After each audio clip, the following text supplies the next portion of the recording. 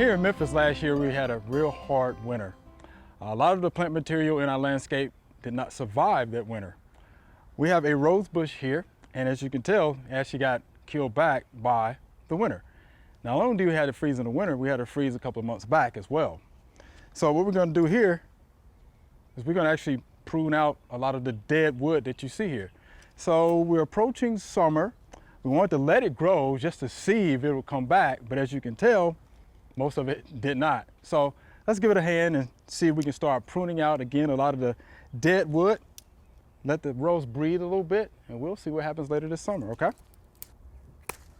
Yeah, and I'm just going to be cutting where I see a lot of dead wood.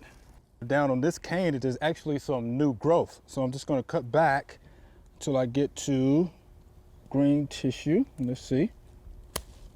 I can tell I'm getting close. Let's see if I can do one more cut here. Yeah. So I'm actually starting to see a little green tissue there. And again, if you look at this cane, there's your growth. So this growth is actually coming back from this cane. So we'll leave it. And now we'll see what happens to the rest of the rose bush as we move into summer.